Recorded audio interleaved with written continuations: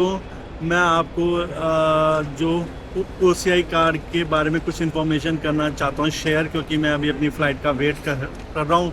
तो मैंने वो सोचा कि अभी टाइम है और कार्ड भी साथ में है, तो मैंने मेरी वाइफ का और अपने जो मेरे सपुत्र का ओसीआई कार्ड जो है वो अप्लाई किया हुआ था। तो वो 1-2 साल हो गए हैं, तो हम इसी को यूज़ करते हैं। उनको ऑनलाइन भी अप्लाई करने की ज़रूरत नहीं है इंडिया का, वो कभी भी आ सकते हैं कि कितने टाइम भी रह सकते हैं।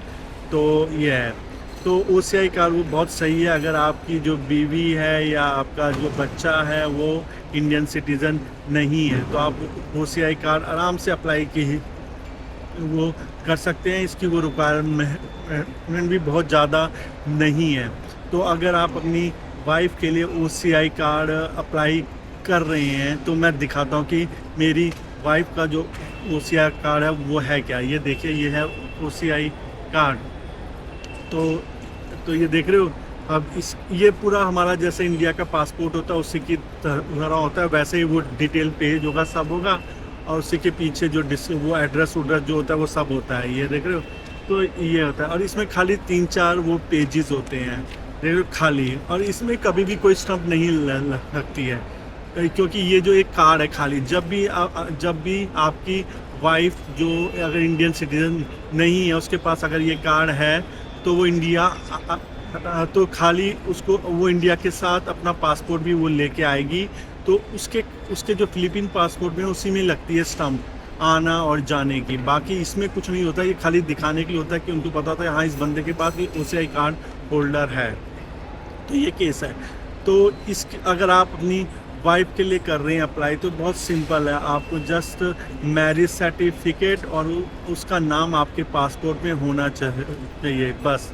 आप इसको ऑनलाइन भी अप्लाई कर सकते हैं, फॉर्म भर सकते हैं ऑनलाइन। जो आपके वो डॉक्यूमेंट है सबमिट कराइए, उसके बाद जो आपका फॉर्म है उसका वो प्रिंट आउट लेके इंडियन एम्बेसी मनीला में जाके आप अपने डॉक्यूमेंट के साथ वहाँ पे जाके अप्लाई कीजिए। इसकी फ़ीस जो होती है वो 16-17 हज़ार रुपये होती है। और ये इसमें क्या अगर आपकी वाइफ प्लस बस ये होता है कि अगर आपकी वाइफ जब 50 की हो जाएगी तब आपको उसके लिए इसको रिन्यू करवाना होगा। ओके, तो रिन्यू की फ़ीस इतनी नहीं होती है, बहुत ही वो सिंपल है और लो है। तो जब एक बारी वो 50 प्लस के बाद रिन्यू हो जाएगा, उसके बाद उसको कभी भी रिन्यू करवाने की ज़रूरत नहीं होगी।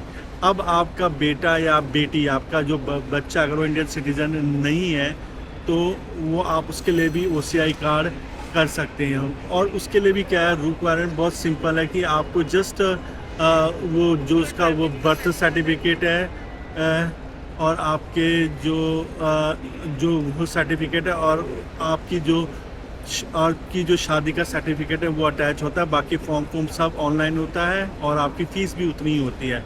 तो बेटे के केस में ये है, या आपके बच्चों के केस में ये है कि अगर 18 से कम है, तो जब वो 18 के हो जाएंगे तब उनको वो रिन्यू करवाना होता है, क्योंकि वो एक तरह से नाबालिग हो जाते, वो बालिग हो जाते हैं। तो उनसे पूछना होता है कि आप उनके होता है कि आपने अप्लाई करना है कि नहीं, तब उनका जो होता है तब उसके लिए उनको रिन्यू करवाना होता है। उसके बाद उनको रिन्यू कराने की ज़रूरत नहीं होती। ओसीआई कार्ड का फ़ायदा ये है कि आप कभी भी आ जा सकते हैं वो इंडिया, आपको कोई वो नहीं है, आप कितने टाइम भी रह सकते हैं।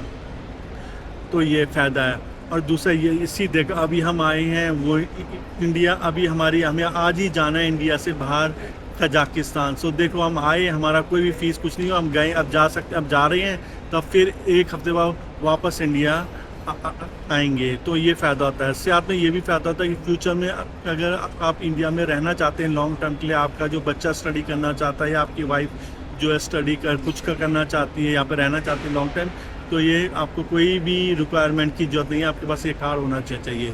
तो पर इसकी एक इम्पॉर्टेंट रिक्वायरमेंट ये है कि आपकी शादी को कम से कम 2 साल होने चाहिए, उसके बाद ही आप ओसीआई कार्ड अप्लाई कर सकते हैं अपनी वाइफ। तो जब भी आप अप्लाई करेंगे आपको ये इन्फॉर्मेशन शायद से काम आएगी। तो do same like my subscribe, this is OCI card. Stop recording.